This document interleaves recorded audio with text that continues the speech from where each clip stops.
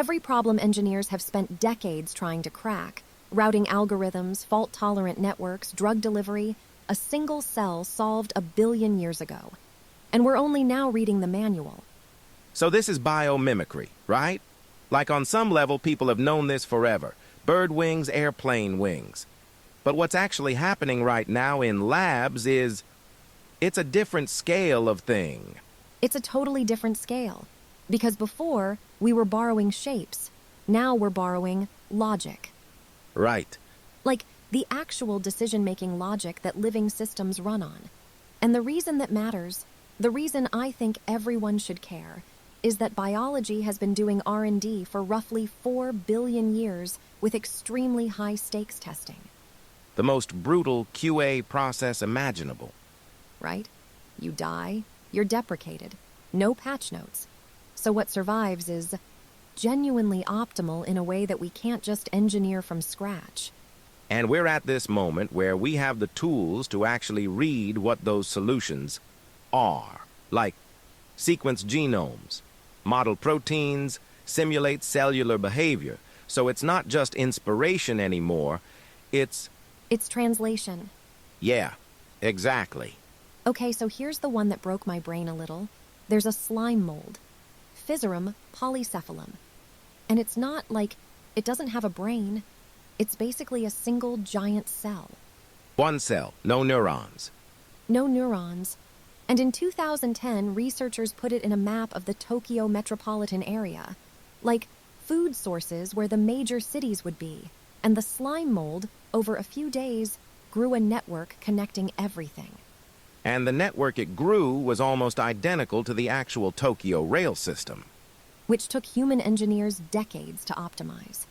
That's deeply unsettling. A little bit. But here's why it works.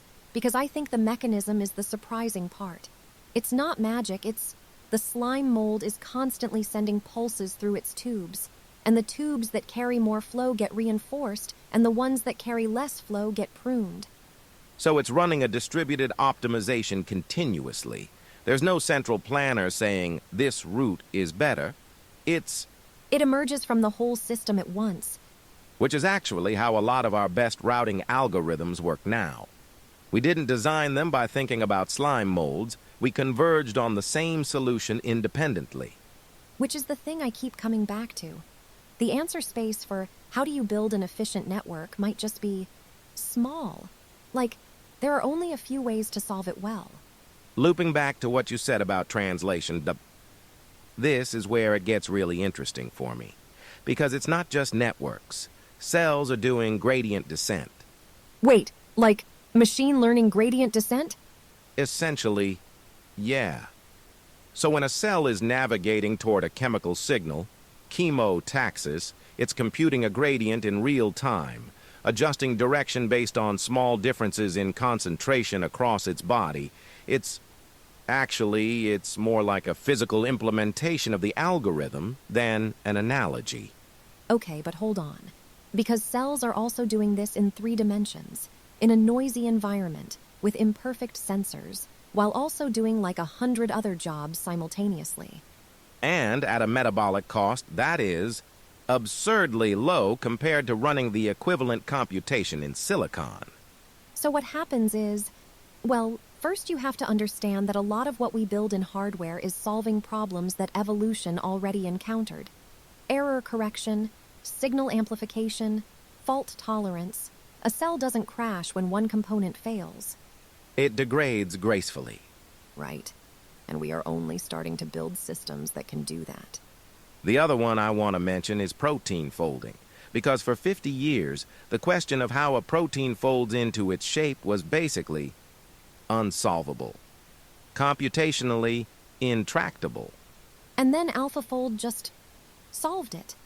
But the reason it could solve it is because nature had already encoded the answer in hundreds of millions of sequences. We didn't figure out the rules. We asked nature to show us enough examples that we could reverse engineer them. Which is kind of a profound shift in how science works. Yeah. So where does this go, like, practically? Drug design is the obvious one. If you understand protein folding, you can design molecules that fit biological targets the way a key fits a lock. That's already happening. Materials science is another one. Spider silk is still stronger by weight than anything we manufacture. There are labs working on producing it at scale now. And then there's computing.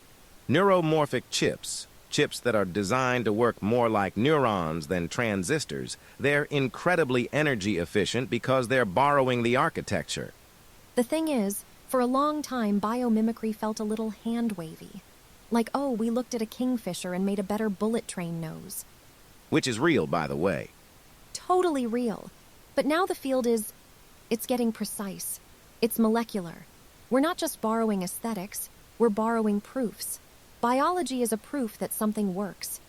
Evolution has 4 billion years on us. Maybe the move is to stop reinventing the wheel and just read the blueprint. It was there the whole time. I'm Nova.